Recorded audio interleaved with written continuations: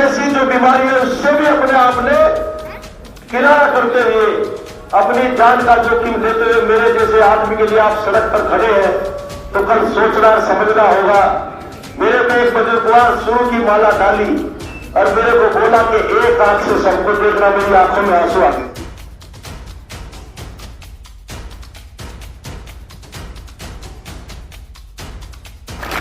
एक आंख से सबको देखना क्या मांगा?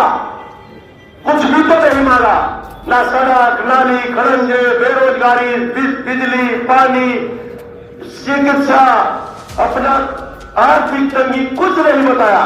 बस यही बोला कि सबको एक आंख से देखना।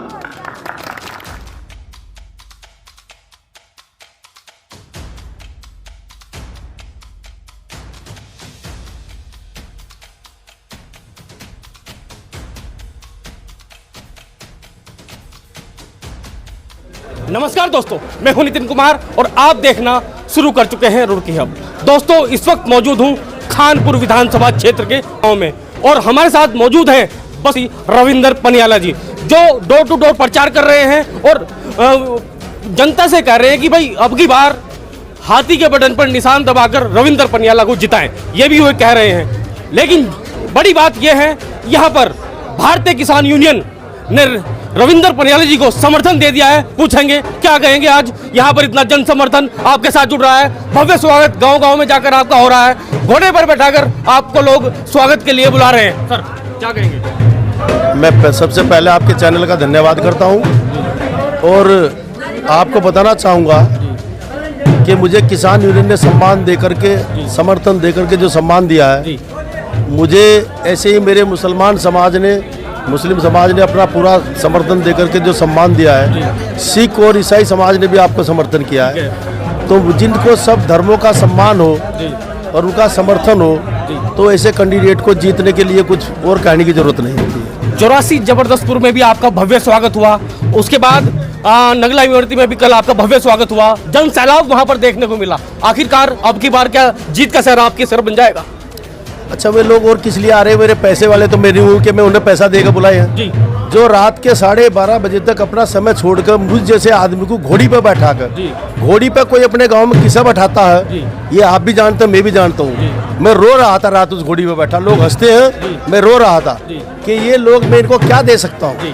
ये लोग अपना सारा समय परवाह नहीं कर रहे। ऑन रोड ट्रैफिक था, ट्रैफिक जाम हो चुका, वो लोग ना मुकदमे की परवाह, ना अपनी जान की परवाह, ऐसे जोश से जो सम्मान के रूप में हम लोगों को उन्होंने सम्मान दिया, मैं तो अंदर से हिल गया कि इन लोगों का मेरे पास क्या ऐसा वो था जो इन्होंने मुझे ही चुना। और आप लोग देख रहे हैं कि चुनाव में जीत का तो कोई नाम ले तो उसमें मैं भी नहीं कहूँगा कि कोई दूसरा आदमी अपने को सूरज को आईना दिखाने की बात करता है। जीत तो ये खड़ी है, जिसे ये वोट, इन्हीं से तो विधायक बनते हैं। विधायक किसी फैक्ट्री में से नहीं आते हैं, विधायक किसी व्यापारी की दुकान में नहीं है, विधायक तो इन लोगों के उंगली में बटन दबाने के बाद बनता है। और यही लोग साथ में, किसानों की अपनी यहाँ पर बहुत जन समस्याएं हैं, उनको कैसे देखते हैं? क्योंकि भाजपा कहती थी भाई किसानों की आय दुगनी कर देंगे, लेकिन हुआ उसका उल्टा। उसको लेकर क्या?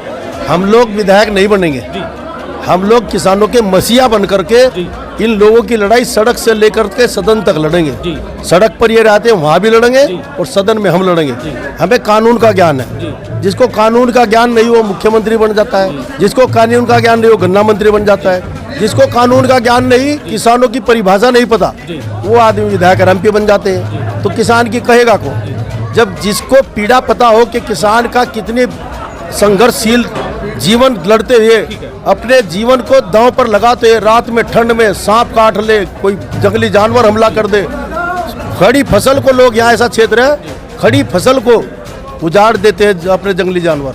और मैं अपने किसान की सारी समस्या का समाधान मेरी प्रायोरिटी पर है।